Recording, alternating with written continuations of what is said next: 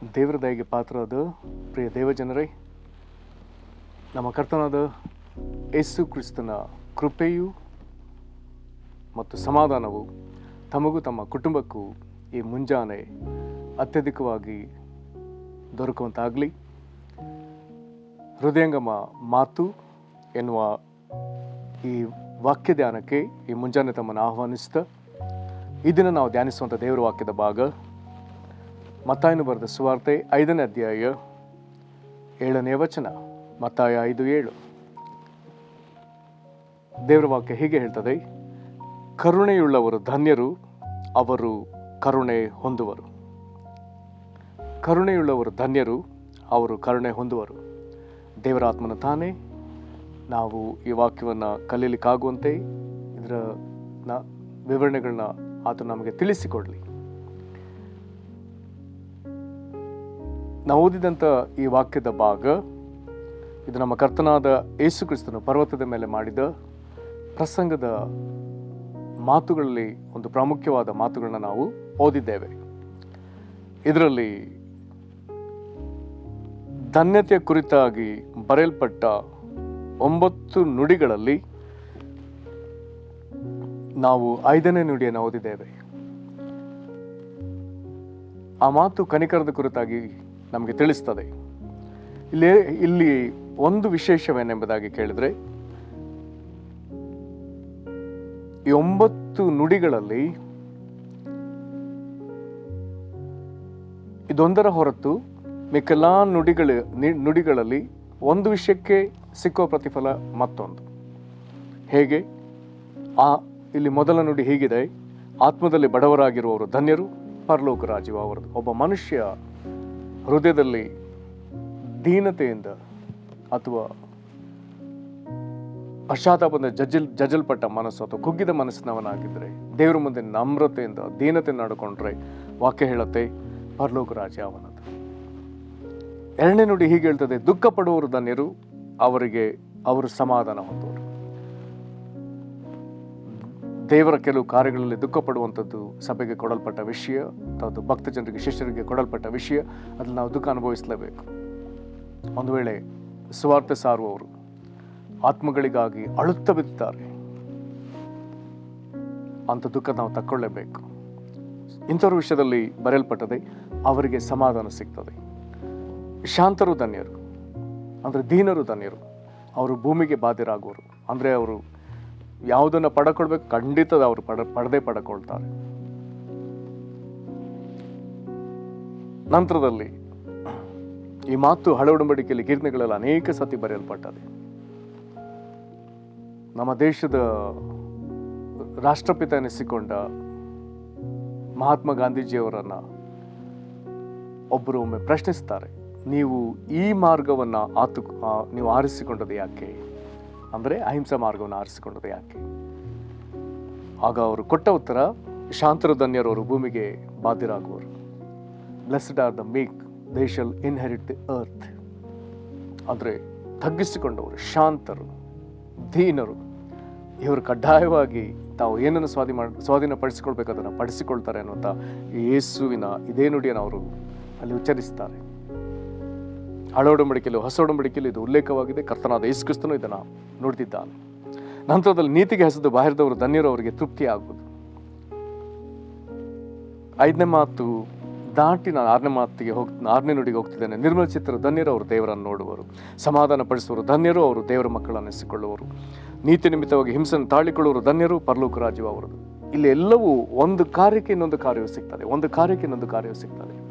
ಆದರೆ 5ನೇ ನುಡಿಗೆ ಬರುವಾಗ ಕರುಣೆಗೆ ಕರುಣೆಯೇ ಸಿಗ್ತದೆ. ಆತ್ಮದಲ್ಲಿ ಬಡತನವಿದ್ರೆ ಪರಲೋಕ ರಾಜ್ಯ, ದುಃಖ ಪಡುವರಾಗಿದ್ರೆ ಅವ್ರಿಗೆ ಸಮಾಧಾನ, ಶಾಂತರಾಗಿದ್ರೆ ಅವರು ಭೂಮಿಗೆ ಬಾಧ್ಯ, ನೀತಿಗೆ ಹಸಿದು ಬಾಹಿರಿದ್ರೆ ಅವರಿಗೆ ತೃಪ್ತಿ, ಪರಿಶುದ್ಧರು ನಿರ್ಮಚಿತರಾಗಿದ್ರೆ ಅವರಿಗೆ ದೇವರು ನೋಡುವ ಸೌಭಾಗ್ಯ, ಸಮಾಧಾನ ಪಡಿಸುವವರಾಗಿದ್ರೆ ಅವರಿಗೆ ದೇವರ ಮಕ್ಕಳೆನ್ನುವಂಥ ಬಿರುದು, ನೀತಿ ನಿಮಿತ್ತವಾಗಿ ಹಿಂಸೆಯನ್ನು ತಾಳಿಕೊಳ್ಳುವವರಾಗಿದ್ದರೆ ಪರಲೋಕ ರಾಜ್ಯ ಅವರದು. ಹೀಗೆ ಒಂದಕ್ಕೆ ಇನ್ನೊಂದು ಸಂಗತಿಯನ್ನು ದೇವರು ಕುಳಿಸಿಕೊಟ್ರೆ, ಕರುಣೆ ತೋರಿಸುವ ವಿಚಾರದಲ್ಲಿ ಆತನು ಹೇಳ್ತಾನೆ, ಕರುಣೆಯುಳ್ಳವರು ಧನ್ಯರು, ಅವರು ಕರುಣೆ ಹೊಂದುವರು. ಹಾಗಾದರೆ ಇದೊಂದು ವಿಶೇಷವಾದ ಭಾಗ. ನಮಗೆ ನಾವು ಇತರರಿಗೆ ಕನಿಕರ ತೋರಿಸುವರಾದರೆ ನಮಗೆ ದೇವರ ಮುಂದೆ ಕನಿಕರ ದೊರಕುತ್ತದೆ. ಈಗಾಗಲೇ ಇದರ ಕಳೆದ ದಿನಗಳಲ್ಲಿ ಒಂದು ದಿವಸ ನಾವು ನೋಡಿದ್ದೇವೆ, ನಾವು ನಮ್ಮ ಸಹೋದರನ ಮನಪೂರ್ವಕವಾಗಿ ಕ್ಷಮಿಸಿದರೆ ಪರಲೋಕದಲ್ಲಿ ಇರುವ ನಮ್ಮ ದೇವರು ನಮ್ಮನ್ನು ಮನಪೂರ್ವಕವಾಗಿ ಕ್ಷಮಿಸುವನು, ಇಲ್ಲದಿದ್ದರೆ ಕ್ಷಮಾಪಣೆ ಇಲ್ಲ.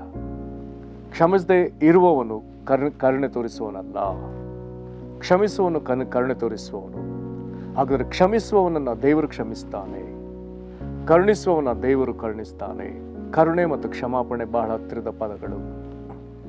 ದೇವರು ತನ್ನ ಮಹಾ ಕಾರುಣ್ಯದಿಂದಲೇ ಘೋರ ಪಾಪಿಗಳಾದ ನಮ್ಮನ್ನು ಕ್ಷಮಿಸಿರುವಂಥದ್ದು. ನಮ್ಮನ್ನು ಶಿಕ್ಷಿಸಬೇಕಾದ ದೇವರು ನಮ್ಮನ್ನು ಕರುಣಿಸಿ ಕ್ಷಮಿಸಿದ್ದಾನೆ. ದಾನಿಯೇಲನ ಇದನ್ನು ಒಟ್ಟಾಗಿ ಹೇಳ್ತಾನೆ, ದಾನಿಯೇಲ 9:9 ಕರುಣಿಸುವನೇ ಕ್ಷಮಿಸುವವನೇ. ಹಾಗಾದರೆ ದೇವರ ಕನಿಕರ ಸಂಪಾದಿಸಲಿಕ್ಕೆ, ದೇವರ ಕರುಣೆ ಸಂಪಾದಿಸಲಿಕ್ಕೆ ನಾವು ಗರ್ವದ ಹೃದಯ ಅಲ್ಲ, ಇತರರನ್ನ ತಿರಸ್ಕರಿಸುವ ಹೃದಯ ಅಲ್ಲ, ಅಥವಾ ಇತರರ ಮುಂದೆ ಹೆಚ್ಚಳ ಪಡುವ ಹೃದಯ ಅಲ್ಲ. ಬದಲಾಗಿ ಕರುಣೆ ಉಳ್ಳವರಾಗಿಯೇ ವರ್ತಿಸಬೇಕು. ಆಗ ನಮ್ಮ ಸಂಪಾದನೆ ದೇವರ ಕರುಣೆ. ಇದು ಎಲ್ಲಿವರೆಗೂ ನಮ್ಮನ್ನು ಕರ್ಕೊಂಡು ಹೋಗ್ತದೆ ಎಂಬುದಾಗಿ ಹೇಳಿದ್ರೆ, ಯಾಕೋಬನ ಪತ್ರಿಕೆಯಲ್ಲಿ ಒಂದು ವಾಕ್ಯವನ್ನು ಓದ್ತೇವೆ. ನಾವು ಆರಂಭದ ದಿನಗಳಲ್ಲಿ ವಾಕ್ಯವನ್ನು ನೋಡಿದ್ದೇವೆ. ಯಾಕೋಬ 2ನೇ ಅಧ್ಯಾಯದ 13ನೇ ವಚನದ ಮೊದಲನೆಯ ಭಾಗ ಹೀಗೆ ಹೇಳ್ತದೆ, ಕರುಣೆ ತೋರಿಸದೇ ಇರುವವನಿಗೆ ನ್ಯಾಯ ತೀರ್ಮಾನದಲ್ಲಿ ಕರುಣೆಯು ತೋರಿಸಲ್ಪಡುವುದಿಲ್ಲ. ಹಾಗಾದರೆ ದೇವರು ತನ್ನ ಮಹಾಕೋಪವನ್ನು ಪ್ರಕಟಿಸುವಂತಹ ನ್ಯಾಯ ತೀರ್ಪಿನ ದಿವಸವಿದೆ. ಆ ದಿವಸ ದೇವರು ತನ್ನ ಮಹಾರೌದ್ರವನ್ನ, ಕೋಪವನ್ನ, ನ್ಯಾಯ ತೀರ್ಪನ್ನು ಪ್ರಕಟಿಸ್ತಾನೆ. ಆ ದಿನದಲ್ಲಿ ನಮಗೆ ಕನಿಕರ ಸಿಗಬೇಕಾದ್ರೆ ನಾವು ಕರುಣೆ ತೋರಿಸಲೇಬೇಕು. ಒಂದು ವೇಳೆ ನಾವು ಇಲ್ಲಿವರೆಗೂ ಅನೇಕರಿಗೆ ಕರುಣೆ ತೋರಿಸೋದಕ್ಕೆ ಸೋತು ಹೋಗಿದ್ದೇವೆ, ದೇವ್ರ ಮುಂದೆ ನಾವು ಕ್ಷಮೆ ಕೇಳೋಣ. ದೇವರೇ, ನಾನು ತೋರಿಸಬೇಕಾದಷ್ಟು ಕನಿಕರ ತೋರಲಿಲ್ಲ, ಅವಕಾಶವಿದ್ರೂ ನಾನು ಅದನ್ನು ಮಾಡಲಿಲ್ಲ, ನಾನು ತಪ್ಪು ಮಾಡಿದೆ, ನನ್ನ ಕ್ಷಮಿಸು ಸ್ವಾಮಿ. ಕರ್ತನೆ, ಇನ್ನು ಮುಂದೆ ನನಗೆ ಸಿಕ್ಕ ಪ್ರತಿ ಅವಕಾಶದಲ್ಲಿ ನಾನು ಹೇಗೆಲ್ಲ ಇತರರಿಗೆ ಕನಿಕರ ತೋರಿಸ್ಬೇಕು, ಯಾರನ್ನ ನನಗೆ ತಪ್ಪು ಮಾಡಿದವ್ರನ್ನ ಕ್ಷಮಿಸೋದ್ರಲ್ಲಿ ಕನಿಕರ ತೋರಿಸ್ತೇನೆ. ನಾನಾ ವಿಧವಾದ ಬಾಧೆಗಳಲ್ಲಿ ಇರುವವರಿಗೆ ನಾನು ಸಹಾಯ ಮಾಡುವಂತೆ ನಾನು ಕನಿಕರ ತೋರಿಸ್ತೇನೆ. ಕ್ರಿಸ್ತನ ಅರಿಯದೆ, ಸುವಾರ್ತೆನ ಅರಿಯದೆ ನಾಶದ ಮಾರ್ಗದಲ್ಲಿರುವವರು ನಿನ್ನ ಕರುಣೆಯನ್ನು ಸಂಪಾದಿಸುವಂಥವರಿಗೆ ಸುವಾರ್ತೆ ಸಾರ್ತನೆ. ನಾವು ಈ ರೀತಿ ಒಳ್ಳೆಯ ತೀರ್ಮಾನಕ್ಕೆ ಬರೋಣ. ಕರುಣೆ ಬಿತ್ತುವಂಥದ್ದಿದೆ. ಅನೇಕರಿಗೆ ನಾವು ಪ್ರಾರ್ಥಿಸುವುದರಲ್ಲಿ ನಾವು ಕರುಣೆಯನ್ನು ಬಿತ್ತುತ್ತೇವೆ, ಅನೇಕರಿಗೆ ವಾಕ್ಯ ಸಾರುವುದರಲ್ಲಿ ಕರುಣೆಯನ್ನು ಬಿತ್ತೇವೆ, ಅನೇಕರಿಗೆ ನಮ್ಮ ಕೈಯಿಂದಾದ ಸಹಾಯ ಮಾಡುವುದರಲ್ಲಿ ನಾವು ಕರುಣೆ ಬಿತ್ತುತ್ತೇವೆ. ಇದೆಲ್ಲವನ್ನು ಮಾಡುವುದಕ್ಕೆ ದೇವರಾತ್ಮ ನಮ್ಮನ್ನು ಬಲಪಡಿಸಲಿ. ನಮ್ಮನ್ನು ಒಪ್ಪಿಸಿಕೊಟ್ಟು ಪ್ರಾರ್ಥಿಸೋಣ. ಮಹಾಕೃಪೆಗಳ ಪರಲೋಕ ತಂದೆ, ಕರುಣೆ ತೋರುವುದಕ್ಕಾಗಿ ಕರೆ ಕೊಡ್ತಿರುವಂಥ ದೇವರೇ, ಕರ್ತ, ನಮ್ಮ ಜೀವಮಾನದಲ್ಲಿ ಇಲ್ಲಿವರೆಗೂ ಕರುಣೆ ತೋರುವುದು ಎಷ್ಟೋ ತಪ್ಪು ಮಾಡಿದ್ದೇವೆ. ನೀನು ನಮ್ಗೆ ಕೊಟ್ಟ ಅವಕಾಶಗಳನ್ನ ನಾವು ತಳ್ಳಿಬಿಟ್ಟಿದ್ದೇವೆ ಸ್ವಾಮಿ.